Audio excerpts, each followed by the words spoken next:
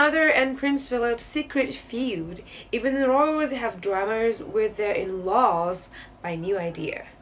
Prince Philip may be the patriarch of the royal family today, but in his younger years, he and the Queen Mother didn't see eye to eye on many issues. A new documentary has revealed that the late Queen Mother disapproved of her son-in-law Prince Philip and saw him as a dangerously progressive man. In the series The Private Lives of the Windsors, it's revealed that the Queen Mother clashed with the Prince Philip as she viewed him as someone who challenged her authority as family matriarch. The Queen Mother viewed him as rather an enemy, and in fact, one would see those early years as being a tug of war and a tussle for the ear of the Queen. Historian and biographer Professor Jane Ridley says in the documentary. Even before Philip became an official member of the firm, the Queen Mother has issues with her soon-to-be son-in-law.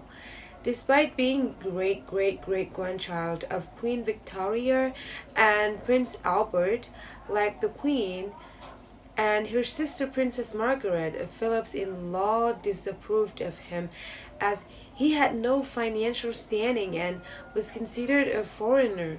What's more, Philip's sisters had married German noblemen who were thought to have nasty links, another no-no for the royals since Elizabeth and Philip's wedding came shortly after World War II. Philip may have served in the British Army, but his fourth sister had married Germans who fought for the Nazis, historian Professor Kate Williams says in the documentary. Once Elizabeth ascended the throne in 1952, the Queen Mother then became jealous of her daughter because of all the power and privilege that came from being the monarch. With the death of the King George, we have to remember how young they were. The king was 56, the Queen Mother was 51.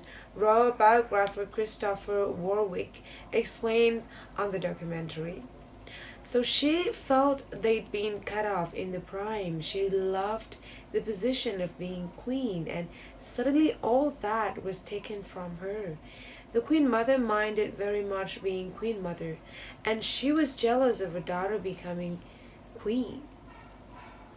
Whilst the Queen Mother was old-fashioned and traditional with her approaches, Prince Philip was seen as more progressive, and their disagreements continued, especially in regards over the direction of the royal family and Prince Charles' education.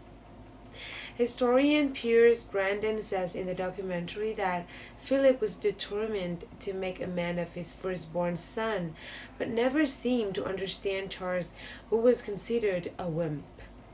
Indeed, his son became a source of considerable irritation to him as he grew up, whereas the Queen Mother reported that she needed was delicate, nurturing sympathy and understanding, he explained.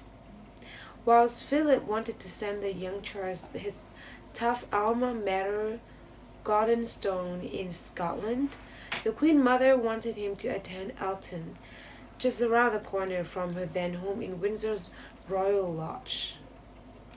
Charles ended up attending his father's school in Scotland, but despite his negative experience, he always had a close relationship with his maternal grandmother. Charles had a miserable time at Gordonstoun.